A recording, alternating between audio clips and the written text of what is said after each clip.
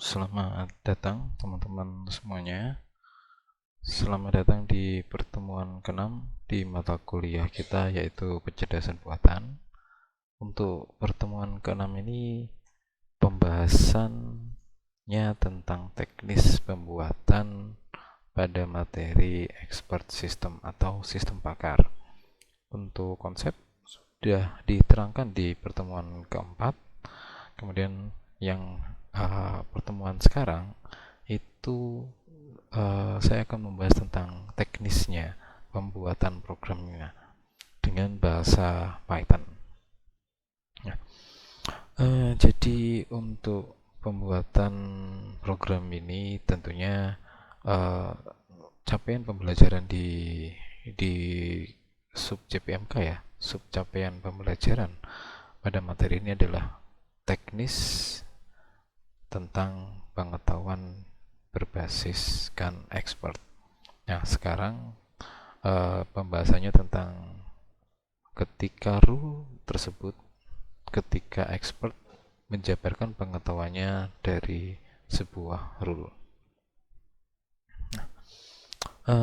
Salah satu teknik yang kita bisa gunakan yaitu namanya sistem pakar. Jadi apa saja yang bisa kita pelajari untuk hari ini? Jadi kata lainnya ya tree rule ya. Jadi pengetahuannya berbasiskan tree. Jadi yang kita akan pelajari pada pertemuan sekarang adalah pertama kita akan membuat structure node-nya. Jadi node itu perlu dibikin strukturnya terlebih dahulu. Kemudian kita bikin rule-nya, rule dari tree-nya. Kemudian untuk menghasilkan sebuah diagnosis maka kita perlu inferensia, yaitu di poin ketiga, create diagnosis system. Kemudian kita akan menjalankan keseluruhan program itu pada main program. Jadi itu adalah point of view untuk pertemuan kali ini. Jadi pertama kita harus membentuk rule dulu. Jadi untuk membuat rule seperti ini sebenarnya ini hanya contoh yang nanti kalian akan jadikan tugas. Jadi di tugas kali ini kita berpura-pura menjadi expert. Kalau nanti teman-teman mau dijadikan sebuah skripsi atau tugas akhir, tentunya pengetahuan ini harus dari seseorang yang kita bilang expert atau mungkin dari buku atau pengetahuan yang lain. Oke, ini hanya contoh. Ini hanya contoh yang saya buat sendiri. Jadi rule tree yang saya gunakan nanti adalah tree binary tree. Jadi hanya punya dua cabang. Jadi saya terangkan. Ada dua cabang yang di kiri kalian ya di sini ya. Di kiri dan di kanan. Yang di kiri ini yang yes, yang di kanan ini yang no. Jadi kalau seperti ini bacanya seperti ini. Nanti apakah Anda suka olahraga? Ketika yes, dia akan masuk ke rule di sini, ke tree di sini. Tapi kalau ketika dia jawabannya no, dia akan masuk ke rule di sini. Jadi ini hanya saya karang sendiri ya. Jadi apakah Anda suka olahraga? Ketika yes, maka pertanyaan lagi, apakah Anda suka game? Nah, kalau game karena bentuknya pertanyaan, maka akan ada cabang lagi di sini, cabang yang yes dan di sini cabang yang no. Ketika cabangnya yes, saya tanya lagi apakah Anda suka judi? Kalau iya jawabannya, maka di sini saya tulis judi pro. Kalau tidak suka, mungkin dia hanya main slotter. Dia akan menjadi slotter. Begitu pula ketika main game, ketika jawabannya no, ditanya lagi apakah Anda suka travel. Oh, kalau Anda suka olahraga, tidak suka main game, tapi suka bepergian, mungkin Anda pengangguran. Jadi ini pengetahuan yang saya bikin sendiri. Tentunya pengetahuannya nggak benar. Jadi kebenaran pengetahuannya tergantung dari expertnya. Jadi tapi yang harus kita pelajari ini adalah bagaimana membuatnya terlebih dahulu. Oke, saya terangkan di sisi yang tidak bagian olahraga. Apakah Anda suka olahraga? Kalau jawabannya tidak, mungkin ditanya lagi di sini sesuai dengan rule yang saya bikin. Apakah Anda suka nonton film? Jika jawabannya ya, ditanya lagi apakah Anda suka buku. Jika ya, maka Anda dosen. Jika tidak, saya tulis lagi pengangguran. Jadi di sini ada dua pengangguran kalau jadi kalau yang di akhir di sini tidak ada pertanyaan, maka ini adalah referensinya.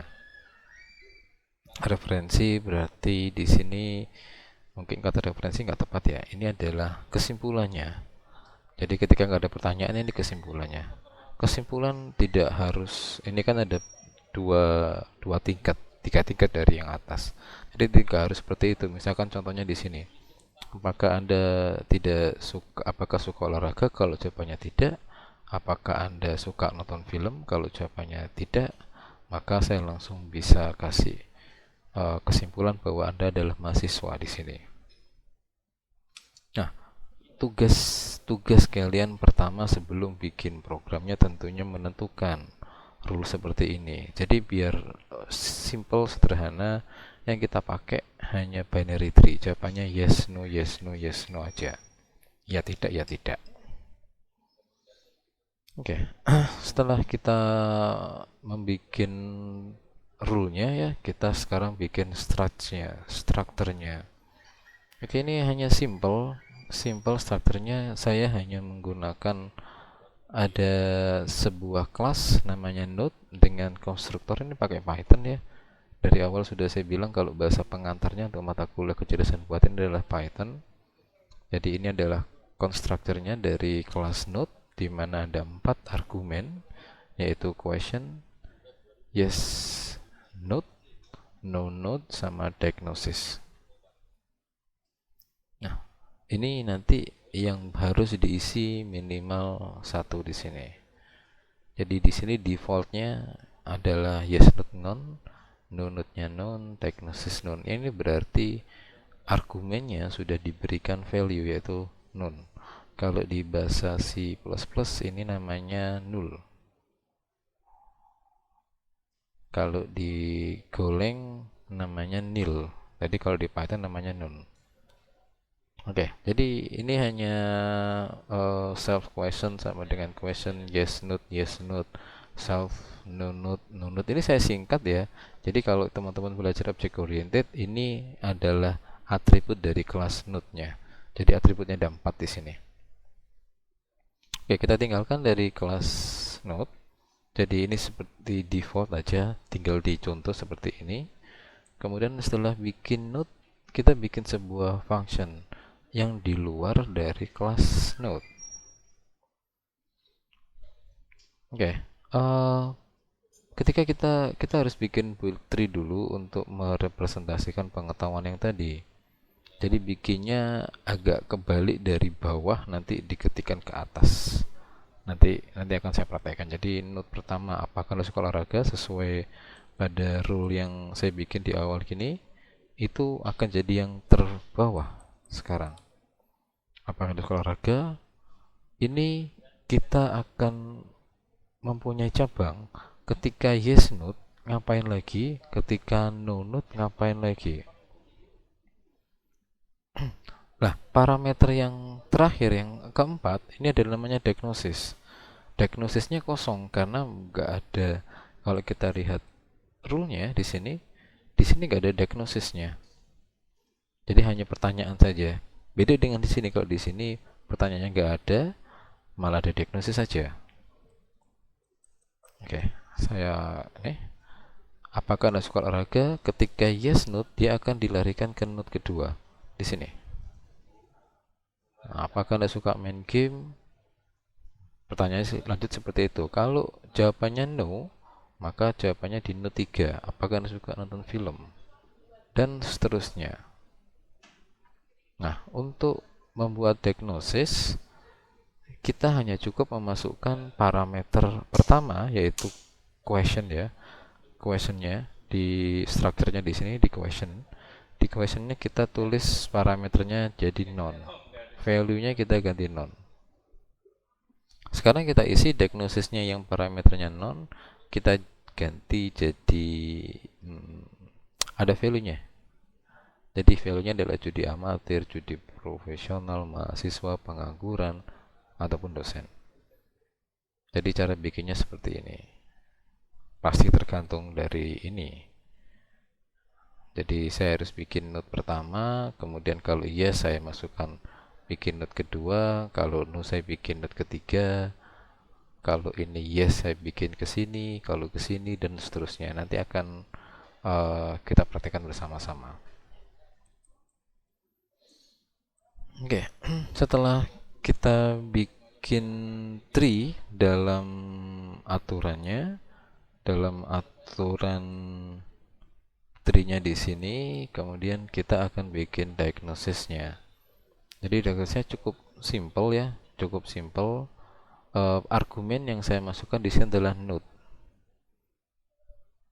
Node-nya, kemudian logikanya seperti ini. While node question, ketika node question ada value-nya bukan none. Nah, jadi maksudnya di situ. Jadi ketika tidak ada pertanyaan, maka dia akan otomatis berhenti. Jika ada pertanyaan, answer sama dengan input node question ditambah yes no dot lower. Lower di sini hanya gunakan untuk menjadi kecil. Jadi ini digunakan untuk mengambil input dari user. Kemudian ada pengujian, jika answernya yes, maka node sama dengan node-nya akan berpindah pada node yes node. Ketika jawabannya no, maka node-nya akan berpindah menjadi node titik no node, yang artinya berpindah cabang di sini. Ketika inputnya bukan yes atau no, maka kita langsung tolak jawabannya. Nah, ketika ini akan berputar terus sampai dengan node questionnya bernilai non. Kapan node question bernilai non? Ketika kita masuk, contohnya seperti sini, node 10, 9, 12 sama 11, 8. Di sini node-nya non. Artinya dia nggak punya value. Ketika dia nggak punya value, diagnosis symptomnya akan otomatis berhenti pada node terakhir. Dan node terakhir, karena dia nggak punya question, maka berhenti. Yang kita tampilkan adalah node.diagnosis. Nah, langsung berhenti di situ. Langsung dicetak diagnosisnya apa jadinya. Jadi cukup itu, simple untuk diagnosisnya. Kemudian untuk main programnya hanya seperti ini. Kita bikin rootnya dari bool tree. Kemudian kita bikin diagnosis system yang kita masukkan ke root. Kemudian kita langsung jalankan di sini. Nanti mungkin agak berganti kalau kita pakai Google Colapse, nggak perlu seperti ini. Nanti akan saya praktekkan. Untuk tesnya seperti ini, apakah Anda suka olahraga? Yes, yes, no. Jadi ini pertama-tama akan muncul ketika di akhir, maka akan ada diagnosisnya. Nah, ini saya ganti-ganti rule-nya, nanti kita bisa sesuaikan dengan tree yang kita bikin secara manual. Nah, cukup itu saja untuk penjelasan video yang pertama ini. Video kedua nanti langsung kita akan sama-sama coding. Oke, terima kasih. Assalamualaikum warahmatullahi wabarakatuh.